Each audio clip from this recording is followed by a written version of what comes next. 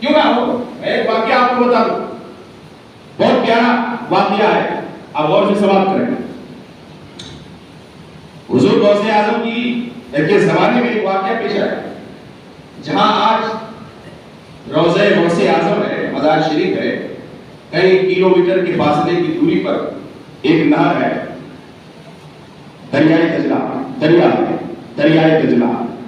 آج تو پل ہے، بہت سارے وسائل ہیں، بہت سارے اسباب ذرائع ہیں کہ اس کنارے سے اس کنارے آدمی پہنچ جائے، لیکن غوث اعظم کی شان میں اس زمانے میں لوگ پار کیسے ہوتے تھے؟ کشتی سے، ناؤ سے پار ہوتے تھے۔ شام کا وقت تھا، سورج غروب ہو رہا تھا، ایک آدمی، ایک مزدور اپنے گھر کو لوٹ رہا تھا، گھر جانا تھا، دریائے دجلہ کے اس پار جو اس کا گھر تھا، وہاں پہنچا، ہاتھ میں کچھ نہیں، پیسے نہیں، کرے تو کرے کیا؟ اب جس کشتی پر ہمیں سوار ہونا ہے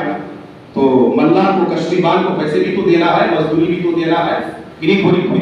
کیسے سفر کرائے گا، اس پار سے اس پار کرایہ کیسے لگائے گا؟ لیکن غریب تھا بیچارہ، نادوا تھا، تو کشتی بان سے کہا، اللہ سے کہا کہ میرے پاس پیسے نہیں ہے، شام کا وقت ہو رہا ہے، سورج بھی ڈھل گیا ہے، اور ہمارے گھر کے بچے، میری اہلیہ سب انتظار میں ہیں، میں گھر کو پہنچنا چاہتا ہوں، کل لے لیجیے گا، پرسوں لے لیجیے گا، جو مزدوری ہوتی ہو، جو کشتی کا کرایہ ہے، ناؤ کا کرایہ ہے، کل لے لیجیے گا۔ اس کشتی والے نے کیا کیا؟ اس آدمی کو دھکے دیا، ابھی جھوٹا نالائق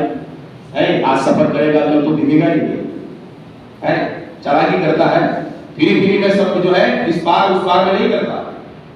پھری میں اس پار تجھے میں لے جاؤں گا۔ اتنا کہنا تھا، رونے لگا بیچارہ، خوب رو رہا، آنسو آ رہا۔ غوث اعظم کا زمانہ تھا، ایک شخص قریب ہوا اور کہنے لگا، ارے بھائی غوث اعظم کے شہر میں ہو اور آنسو آ رہے ہو،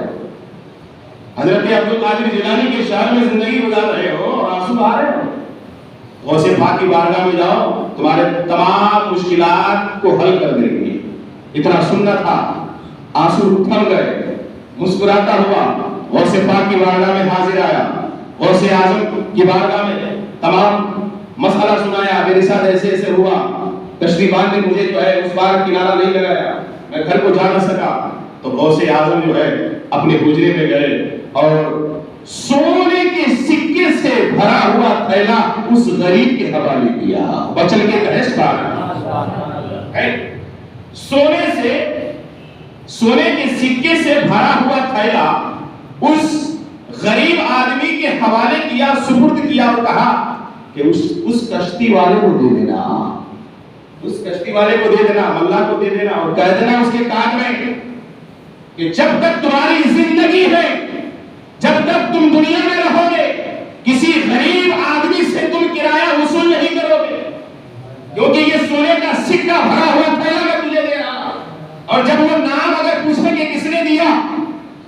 تو مت بتانا کہ عبد القادر جیلانی نے دیا، کہا حضور ہم راضی ہو گئے۔ آج کل کا زمانہ ہوتا تو ہم کیا کرتے؟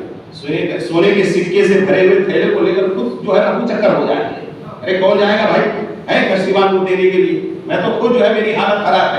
ہے، ایسے ماحول ہے آج کل، لوگ جو ہے دوسرے کے حقوق کو چھین رہے ہیں، خود چوری کر لیتے،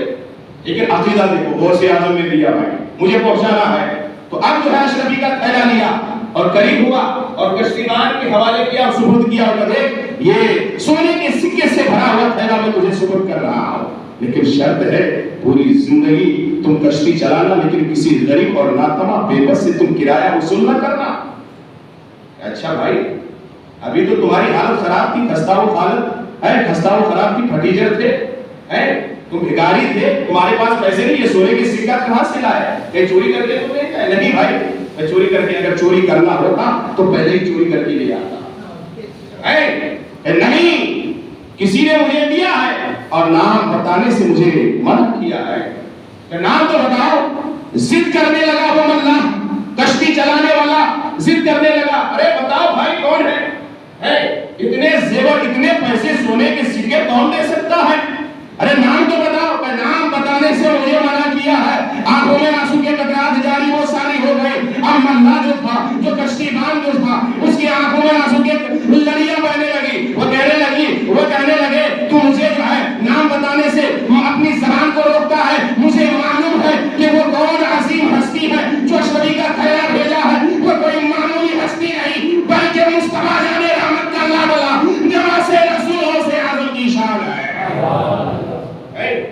غوث اعظم کی شاعر ہے، سراپا گرد آلودہ لبادہ کر کے بیٹھے ہیں. شاعر نے کہا سراپا گرد آلودہ لبادہ کر کے بیٹھے ہیں اور تمہارے کوچے میں مرنے کا ارادہ کر کے بیٹھے ہیں. سراپا گرد آلودہ لبادہ کر کے بیٹھے ہیں، تمہارے کوچے میں مرنے کا ارادہ کر کے بیٹھے ہیں. دعائیں مان لو تم، دعائیں مان لو تم، شہ جیلان کے صدقے سنا ہے آج وہ اپنا دامن کشادہ کر کے بیٹھے ہیں. سنا ہے آج وہ اپنا دامن